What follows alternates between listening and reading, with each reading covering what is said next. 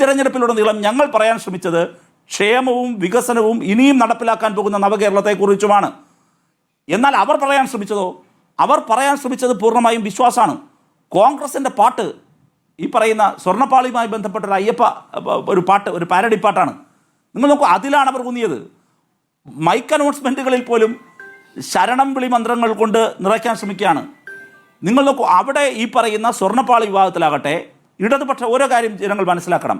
ഇടതുപക്ഷ ജനാധിപത്യ മുന്നണിയല്ല ഭരിച്ചിരുന്നത് എങ്കിൽ ഇത്തരമൊരു സന്ദർഭം കോൺഗ്രസിൻ്റെ ഭരണകാലത്തുണ്ടായി എന്നിരിക്കട്ടെ. കോൺഗ്രസിൻ്റെ ഭരണകാലത്ത് ഇത്തരത്തിലൊരു ഫെയർ എൻക്വയറി നടക്കോ? കേരളത്തിൽ ഇപ്പോൾ സ്വർണ്ണപ്പാളി വിഷയത്തിൽ CPM എടുത്തൊരു നിലപാടുണ്ട്, ഗവൺമെൻറ് എടുത്തൊരു നിലപാടുണ്ട്. ഗവൺമെൻറ് ഒരു കുറ്റവാളിയെയും സംരക്ഷിക്കാൻ ശ്രമിച്ചിട്ടില്ല. ഈ നിമിഷം വരെ SITയുടെ അന്വേഷണത്തിന് മേൽനോട്ടം വഹിക്കുന്ന ഹൈക്കോടതി SITയുടെ അന്വേഷണത്തിൽ ഒരല്പമെങ്കിലും പക്ഷപാതിത്വമുണ്ടെന്നൊരു ആരോപണം ഉന്നയിച്ചിട്ടില്ല, ഒരു സംശയം പോലും ഉന്നയിച്ചിട്ടില്ല. SITയെ ഗവൺമെൻറ് വെച്ചിരിക്കുന്ന SITയെ പൂർണ്ണമായി, ഈ ഗവൺമെന്റ് കീഴിലുള്ള SITയെ പൂർണ്ണമായി വിശ്വാസത്തിലെടുത്താണ് പോയിക്കൊണ്ടിരിക്കുന്നത്. അതിന്റെ അർത്ഥം ഇതുപോലൊരു കാര്യം UDFന്റെ ഭരണകാലത്താണ് പ്രതീക്ഷിക്കാൻ പറ്റും. ഞങ്ങൾ നടത്തിയ വികസനത്തെ കുറിച്ചോ ഞങ്ങൾ നടപ്പിലാക്കാൻ പോകുന്ന മുന്നോട്ട് വെച്ച വികസന പദ്ധതികളെ കുറിച്ചോ കോൺഗ്രസിന് ഒരു അഭിപ്രായവും പറയാനില്ലാതെ വരുമ്പോൾ കോൺഗ്രസ് ഉയർന്നു കിട്ടിയ, കയ്യിൽ കിട്ടിയ ഒരു കാര്യത്തെയാണ് ഇന്നെടുത്ത സമീപനം. എന്താ? ഇന്ന് പാർലമെന്റിന്റെ മുമ്പിൽ നിന്ന് നിങ്ങൾ നോക്കൂ, കേരളം മഹാമോശമാണ്. പാർലമെന്റിന്റെ മുമ്പിൽ നിന്ന് കോൺഗ്രസിന്റെ MP-മാർ KC വേണുഗോപാൽ ഉൾപ്പെടെയുള്ളവർ പാട്ടുപാടാണ്. ഈ പാട്ട് പാർലമെന്റിന്റെ മുമ്പിൽ കേരളം മഹാകുഴപ്പമാണെന്നും കേരളത്തിൽ മഹാകുഴപ്പമാണെന്നും രാജ്യത്തിന്റെ മുമ്പിൽ ഒരു കേരളത്തിനെതിരായ ഹേറ്റ് ക്യാമ്പയിൻ നടത്തുന്നത് സാധാരണ BJP ആണ്. ഇപ്പോൾ ആ BJPയുടെ ചുവട് പിടിച്ച് പാർലമെന്റിന്റെ മുമ്പിൽ നിന്ന് ഇവർ പാട്ടുപാടാണ്. എന്താണ് അവർ ആവശ്യപ്പെടുന്നത്? സെൻട്രൽ ഏജൻസി വരണമെന്നാണോ? അങ്ങനെയാണെങ്കിൽ സെൻട്രൽ ഏജൻസി എന്ന കാഴ്ചപ്പാടിനോട് സെൻട്രൽ ഏജൻസികളെ എന്നാണ് കോൺഗ്രസ് വിശ്വസിക്കാൻ തുടങ്ങിയത്? ഈ കേരളത്തിൽ മാത്രം വരുമ്പോൾ സെൻട്രൽ ഏജൻസികളെ അവർക്ക് വലിയ വിശ്വാസമാണ്. അതെങ്ങനെയാണ് സെൻട്രൽ ഏജൻസിയെ കേരളത്തിൽ മാത്രം വിശ്വസിക്കുക? അപ്പോൾ എന്ത് ഇരട്ടത്താപ്പാണ് കോൺഗ്രസ് എടുക്കുന്നത്? എന്ത് പൊളിറ്റിക്കൽ ക്ലാരിറ്റിയിലാണ് നിങ്ങൾ ആ നിലപാടെടുക്കുന്നത്? ഞങ്ങൾ ഫെയറായ എൻക്വയറി നടത്തുന്നു, അത് ഹൈക്കോടതി മേൽനോട്ടം നടത്തുന്നു. അതുപോലെ തന്നെ ഓരോ വിഷയവും എടുക്കുക. നിങ്ങൾ പറഞ്ഞു മുനമ്പത്തിൻ്റെ കാര്യം പറഞ്ഞു. മുനമ്പത്തിൻ്റെ കാര്യത്തിൽ കേരളത്തിൽ വർഗീയ വിഭജനത്തിനല്ലേ ശ്രമിച്ചത്? ആ സമയത്ത് ഞങ്ങളെടുത്ത നിലപാടെന്താ? പോട്ടെ, വിഴിഞ്ഞം ഡെവലപ്മെന്റ് ഉണ്ടാകുന്ന സമയത്ത് നിങ്ങളെടുത്ത നിലപാടെന്താ? അന്നത്തെ KPCC അധ്യക്ഷൻ വിഴിഞ്ഞത്തിന്റെ പ്രശ്നം എത്തിയപ്പോഴേക്കും വിഴിഞ്ഞത്തിന്റെ കാര്യത്തിൽ നിങ്ങളെടുത്ത നിലപാടെന്താ? വിഴിഞ്ഞം വികസനത്തിന്റെ കാര്യത്തിൽ അന്നവിടെ തീരദേശവാസികൾ സമരത്തിലേക്ക് വന്നപ്പോൾ നിങ്ങളതിനെ വേറൊരു തരത്തിൽ വോട്ട് ബാങ്കാക്കി ഉപയോഗിക്കാൻ പറ്റുമോ നോക്കിയവരാണ് നിങ്ങൾ. ഇനി പോട്ടെ, ഈ പറയുന്ന മുനമ്പത്തിന്റെ കാര്യം എടുക്ക്. നിങ്ങളെടുത്ത സമീപനമാണോ? വളരെ അവധാനതയോടാണ് മുഖ്യമന്ത്രിയുടെ നേതൃത്വത്തിൽ ഇപ്പോൾ വളരെ കൃത്യമായി നീതി അവിടെ ഡെലിവറി ചെയ്യപ്പെട്ടു, നീതി നിർവഹണം നടന്നു. ഇടതുപക്ഷമല്ല നിങ്ങളുടെ കാലത്താണെങ്കിൽ ഇത് നടക്കോ? ഇല്ലല്ലോ. ഇനി നിങ്ങൾ ഏത് കാര്യത്തിലാണ് കേരളത്തിൽ ജമാഅത്തെ ഇസ്ലാമിയെയും പോപ്പുലർ ഫ്രണ്ടിനെയും നിങ്ങൾ പറഞ്ഞു ഞങ്ങൾ മുഖപ്രസംഗം എഴുതിയ ഘട്ടം ഏതാണ്? അത് ഒരു ഗ്ലോബൽ ഇഷ്യൂവിൽ അവർ അമേരിക്ക വിരുദ്ധ, സാമ്രാജ്യത്വ വിരുദ്ധ നിലപാട് അവർ സ്വീകരിച്ച സന്ദർഭത്തിലാണ് ഞങ്ങൾ ആ നിലപാട് സ്വീകരിച്ചത്. നിങ്ങൾ ഒരു ഘട്ടത്തിൽ നിങ്ങളിപ്പോൾ ഇത് പറയുന്നു, മറുവശത്ത് ബാബറി മസ്ജിദ് തകർക്കപ്പെട്ടപ്പോൾ നിങ്ങൾ അവരെ പിന്തുണച്ചവരല്ലേ? നിങ്ങളുടെ സഹായത്തിലല്ലേ ബാബറി മസ്ജിദ് തകർക്കപ്പെട്ടത്? കേരളത്തിൽ എവിടെയെങ്കിലും മുസ്ലിം വേട്ട നടന്നാൽ നിങ്ങൾ എപ്പോഴെങ്കിലും ഉണ്ടാകുമോ? കേരളത്തിൽ എത്രയോ ഉന്നയിച്ചുകൊണ്ടിരിക്കുന്ന കാര്യങ്ങൾ ജനം തള്ളിക്കളഞ്ഞു എന്നതാണ് ജനവിധി. അതായിരുന്നു നമ്മുടെ ചർച്ച.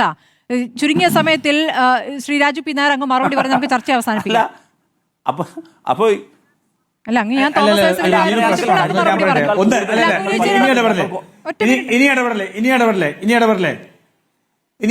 ഇനി ഇടപെടലേ.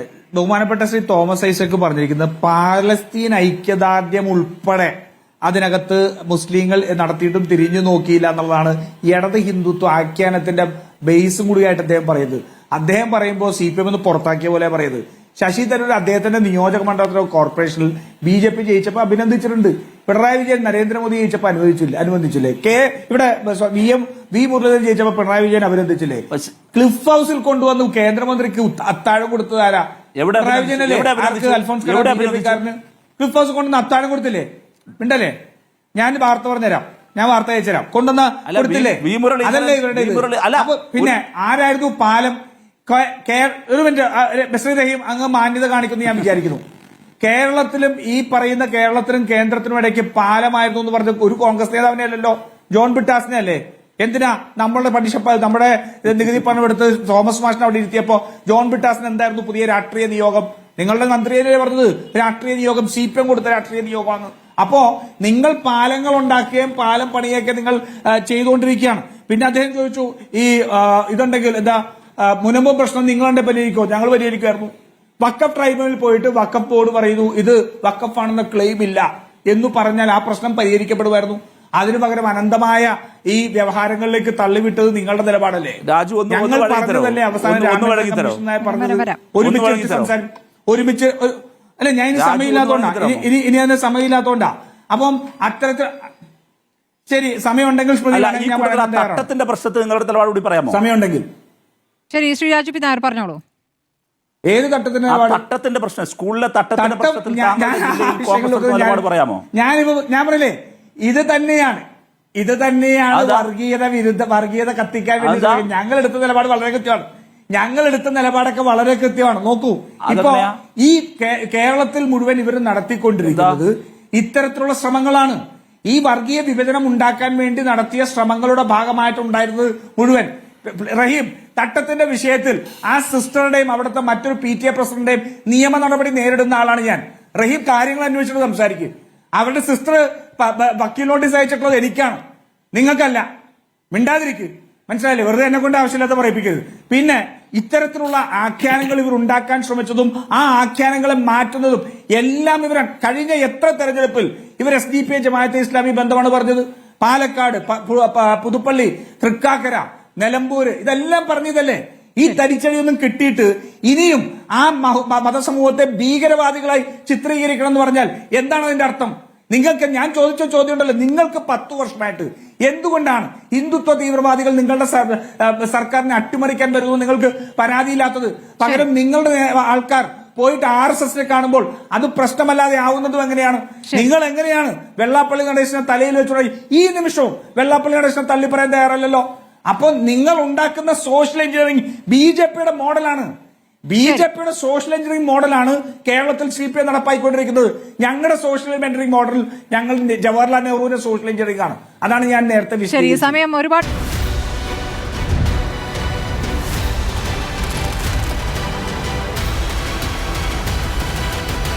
ഡിബേറ്റ് വിത്ത് സ്മൃതി പരുത്തിക്കാട്.